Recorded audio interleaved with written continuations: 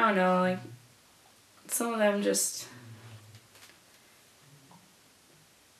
you know what I mean, Amanda? Like, it's frustrating, because, like, they're treating you like a baby, you know, like, you know what you can do, and they don't trust the fact that you know what you thought you could do, so...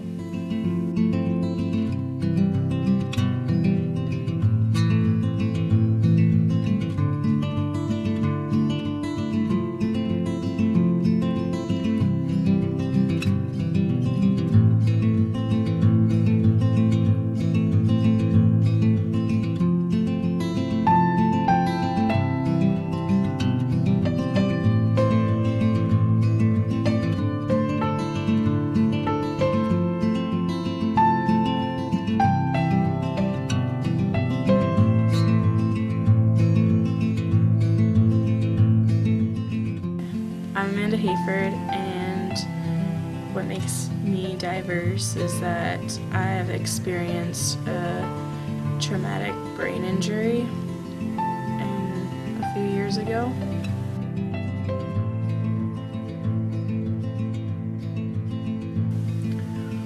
What happened was I had a stroke, and it's weird because everyone thinks, oh, you're young, you shouldn't have a stroke, it's only for older people. But it's true, I mean, you can't tell at all because I've relearned everything. It was really hard. So my mom took me to the doctor again, and I had the same doctor was there at the ER, and she kept saying, there's nothing wrong with you, did CAT scans, nothing. And then when she left at around 5 in the morning, this other doctor came in, and he did the CAT scan and saw that there was blood rushing through my brain, and it was like causing this giant like pressure. So I was supposed to be taken in a helicopter over to Maine Medical Center, but because of the weather they ended up having to drive me, and I just remember the piercing noise was just giving me the worst headache, and the light in the car in the ambulance was just even worse.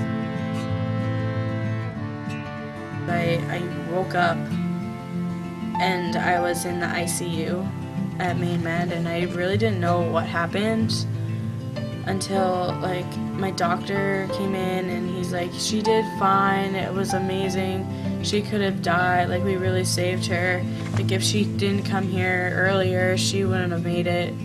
And I didn't know what was going on, but I couldn't really understand because I couldn't like think, right? I don't know what was wrong with my brain, I just couldn't think straight, and I couldn't really talk.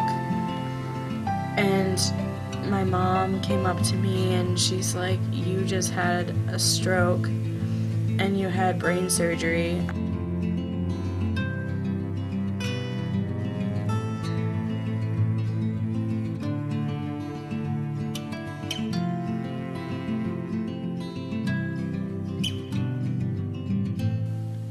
When I finally went back to school, everyone like just looked at me and then looked away. They didn't know how to react, and I think the worst part about my head injury is that my relationship with my friends and my peers really hurt more than the accident. Like, I could hit my head again and it wouldn't hurt as much as my feelings when I was a senior and when I got back from the hospital and went to school.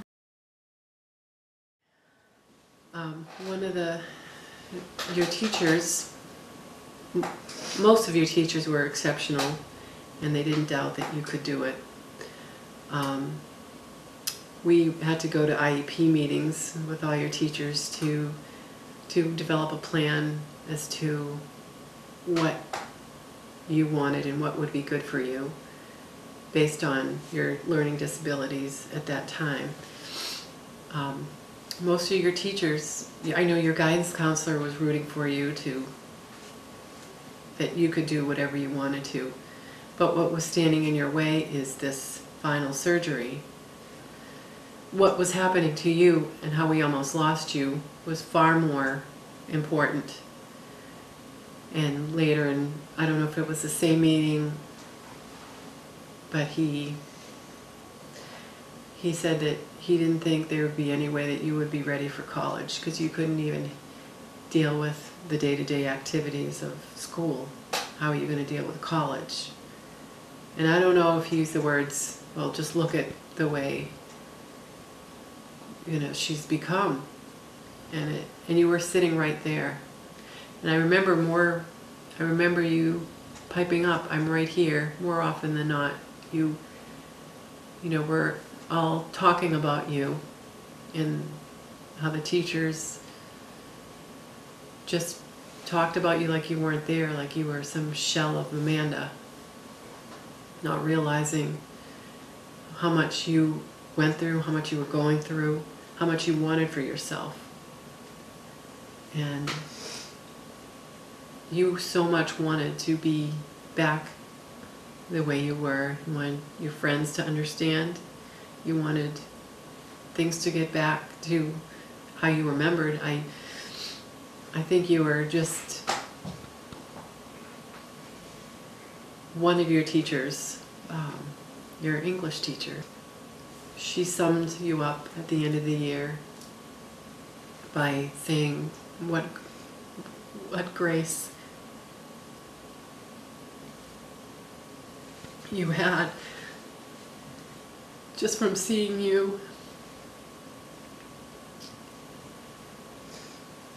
Just from seeing you have to get up off of your chair, put that horrible helmet on your head every time you got up.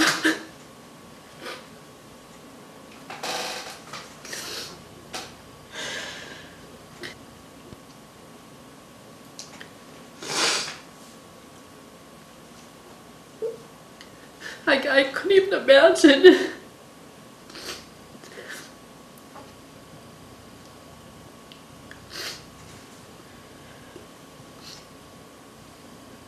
The courage that it took for you to do that. Everywhere you went, you had to put that freaking helmet on your head and deal with it.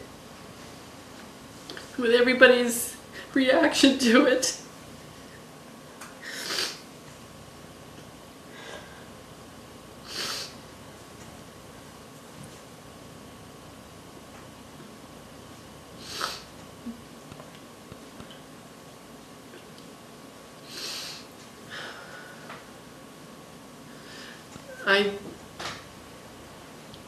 The courage, you were just filled with, and you still are, you're filled with courage and grace and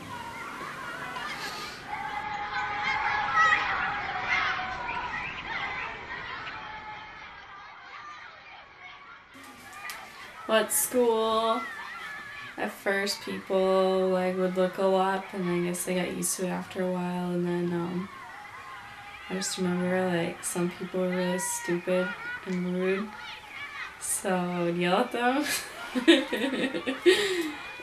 And I guess I got really unpopular because of that.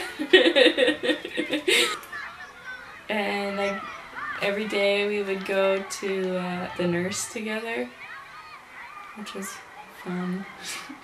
So you could get your shot in your stomach, and like I just remember like your friends were poop heads, and then like just didn't really talk to you anymore, and they didn't really talk to me either. It's like we were shunned because we weren't the same anymore, and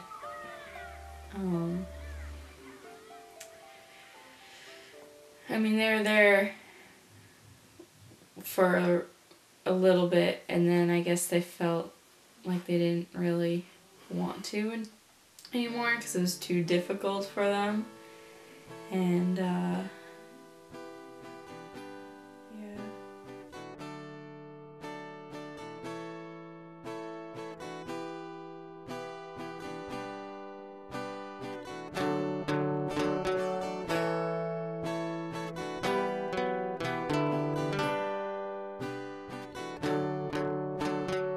I mean, people looked at me different. Obviously, if I'm wearing a helmet, people think that I'm retarded. They really do. Like, that's what everyone always says. They make jokes about it, and I wasn't retarded. I hit my head. Like, I can understand everything you're saying, I just can't say it back. And I was so upset, but I'd always fake a smile all the time. They always said, Amanda's always so happy after what she's gone through, but I don't understand why. I feel like I had to put on an act.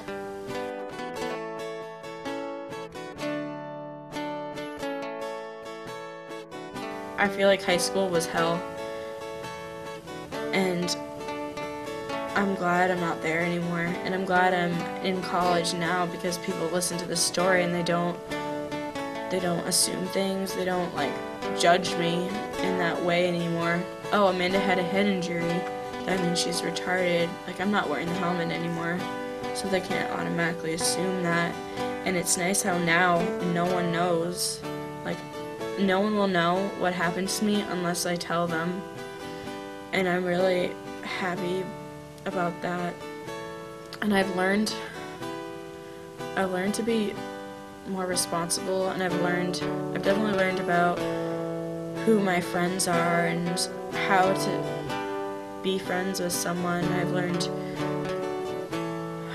how to appreciate my family a lot more in life, and appreciate that I'm here right now, that I'm going to this school, that I'm a film major, all this stuff, and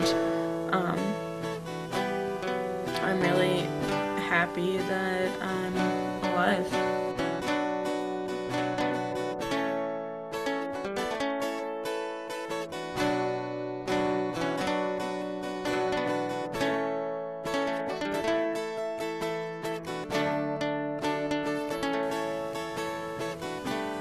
I guess I appreciate life more in a way. If I was like this close to dying, you look at things differently.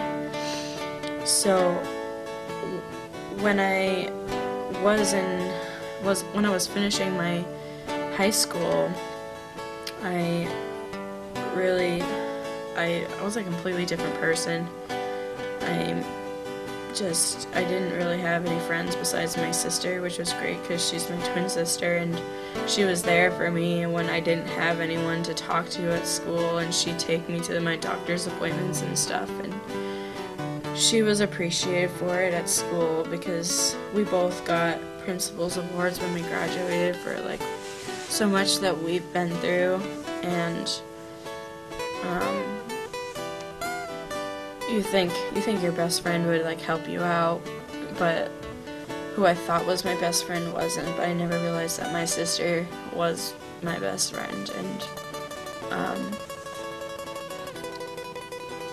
I guess I would have to thank her.